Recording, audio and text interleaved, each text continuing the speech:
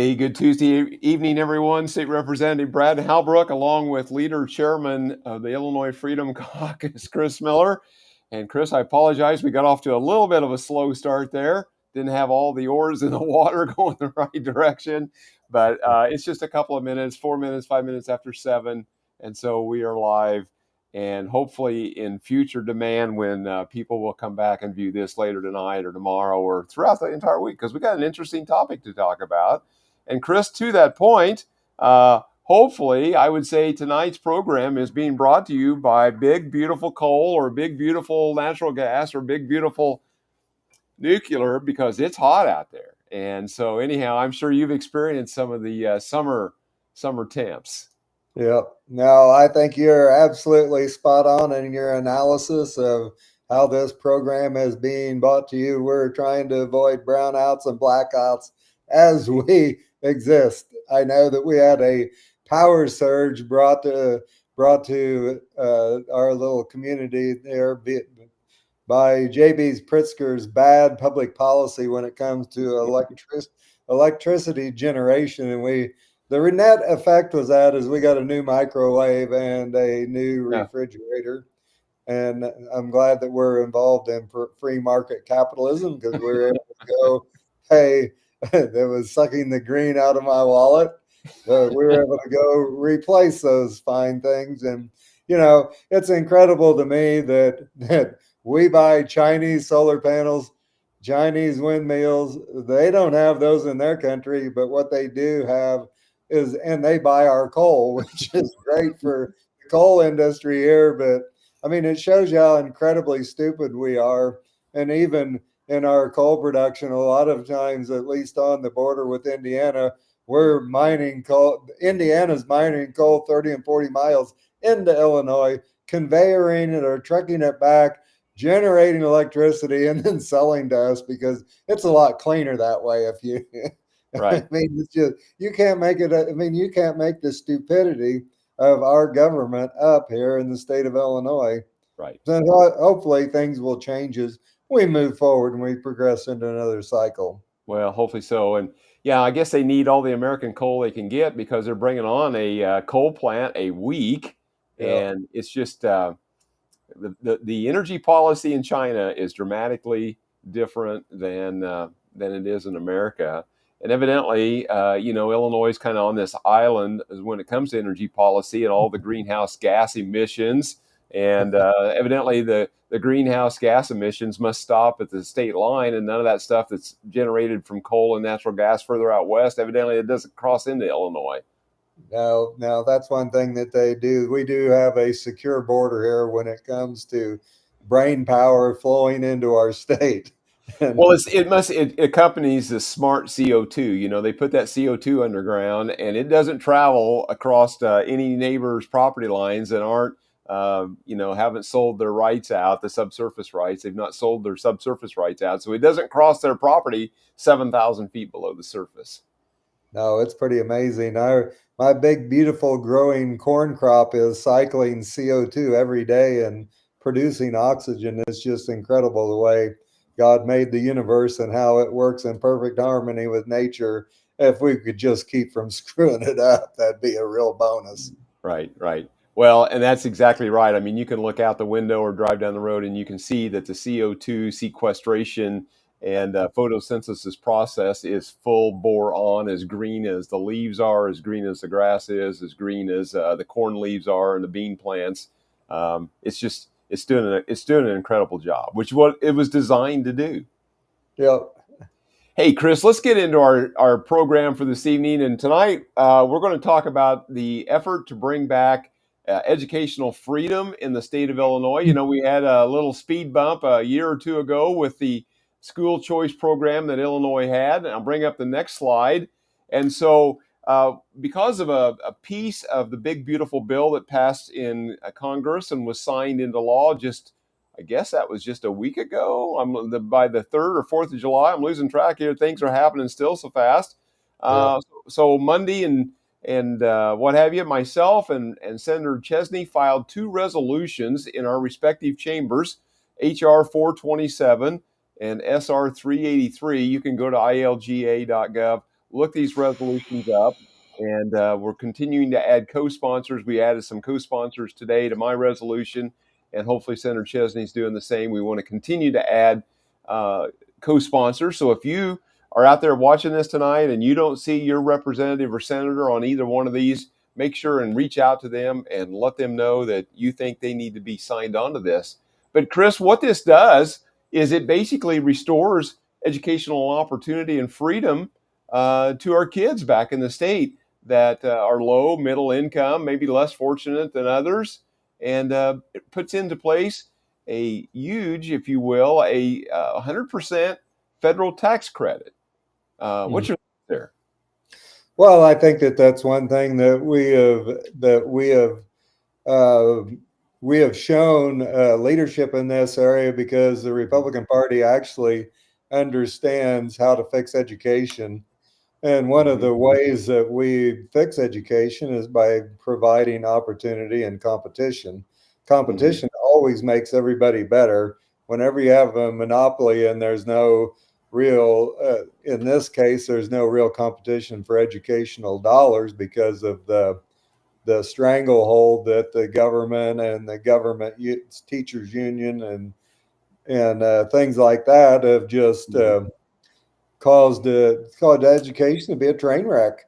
And the Mm-hmm. solution that the Democrats have is to lower the standards so it appears that the kids are getting better grades than rather just rolling up your sleeve and creating an opportunity where the money will follow the students. And I think that the one thing that we will see as the money follows the student and then we're really having competition for educational dollars, I would almost bet the family farm that test scores will go up, that we will be producing critically thinking young men and women that are going to make excellent decisions as they move forward in life.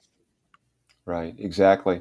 Yeah, so it says here, it says donors receive a full federal credit up to $1,700 for contributions, and I think that's really the key word. Is they should be called contributors, even though it's donors, contributors, because they are contributing to the future of these young people by making this move, and this allows the third bullet point to happen. This supports parental choice. That's Mhm. really huge. That the parents need to have the ability to choose where they send their kids. It best fits what the student needs, what the family desires, whatever that may be. This is a great way to do that. And so it's to be commended. And hopefully this will come together.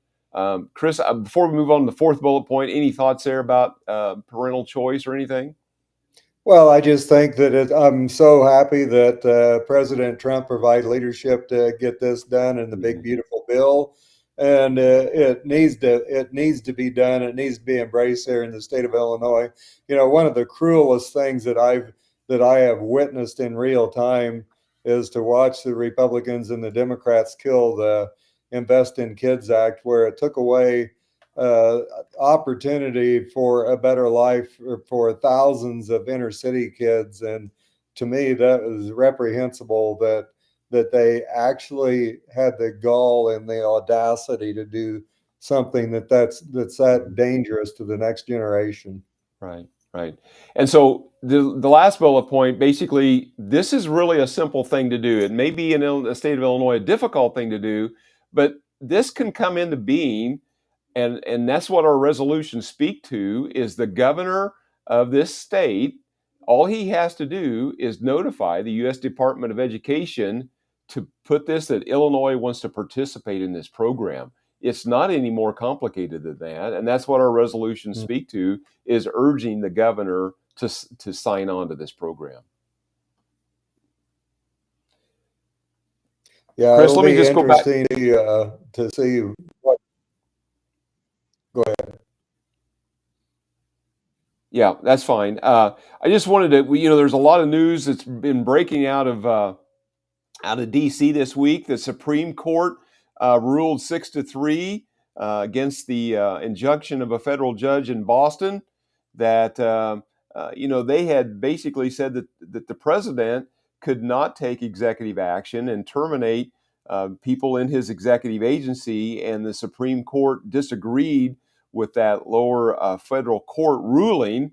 And so this is a huge deal, I think, for the president to be able to take the necessary actions that people elected him to do to put into place.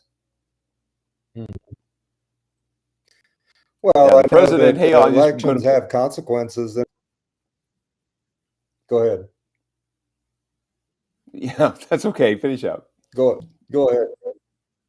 Okay. Well, I No, was just going to just say, hear the,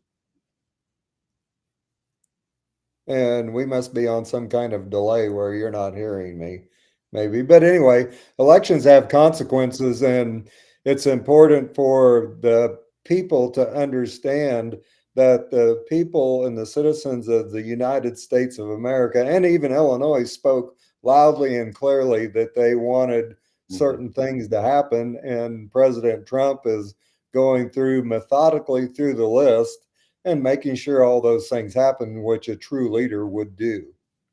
Mhm. Right. So President Trump's quote I'll read here says, the Supreme Court handed a major victory to parents and students across the country. Um, and then, bringing education back to the states. And then Education Secretary Linda McMahon called the decision a significant win for students and families. She also added in the statement, it is a shame that the highest court in the land had to step in to allow President Trump to advance the reforms America elected him to deliver using the authorities granted to him by the U.S. Constitution. So this is a pretty big win for parents, students, and really all of America. Yep. And she said that much better than I did. Yeah, exactly. Let's bring up our next slide. So a couple of events coming up. We've held one of these ballot chase training programs was in Effingham earlier in June. Um, I was unable to be there. We actually had a power failure. Something happened, took about 40 of us offline for about an hour and a half that morning. So I wasn't able to leave while I kind of watched and babysat my generator to make sure it kept the power on. But we got a couple more of these. I can't read the printing there, July 19th in Swansea. And then in September, and that will be in Waukegan, I think is what that says. Yeah. So, yeah. So these are good opportunities. Uh, to come out to learn how to participate in the process. I'm just going to pull that up. Yeah, Swansea, Saturday, July the 19th, 10 a.m. St. Clair GOP would be your contact point there, or reach out to us at the Freedom Caucus. And then Washington, Illinois, sorry, not Waukegan, Washington, Illinois, Saturday, September 27th, 12:30, and all the information's there. And of course, you can go to IllinoisFreedomCaucus.org and subscribe to our Substack and find out more details or email us at that point. Uh, Chris, any closing thoughts about anything here as we wrap up this evening? Well, I'm just glad that we had the opportunity to broadcast this evening and bring awareness to some of the issues that are happening here in the state of Illinois. And would encourage you to engage with your representative, your senator, and encourage them to sign on to these two big, beautiful bills, one in the Senate, one in the House, because it's if you put enough pressure from the public on these rascals, eventually they will do the right thing. But if you don't engage with them, they just have a real bad habit of making bad decisions and doing the wrong thing. So get Right. engaged, contact us, do whatever you can do to help us in this uh, in this fight. And so please take advantage of the system that we're involved in, where you can actually communicate with your people and do it. Right. Exactly. Exactly. Well, with that, Chris, I'm going to close out for this evening and say good night until next Tuesday, or unless something breaks that we want to come back in between the Tuesday night live streams. And so thank you, everyone, for tuning in tonight. And as always, we appreciate that you would like, share, and subscribe and follow our content to help us overcome the algorithmic gods of the big tech overlords. And since we had Congressman Andy Biggs on a couple years ago, Facebook has not screened us out. They made us go dark there on about 5 different platforms that night. Evidently, there was something about Congressman Biggs that they didn't appreciate, and so anyhow, they took us offline there, which was kind of, I've never seen that happen before. So anyhow, you never know. You never know what's going to happen. Chris, any closing thoughts?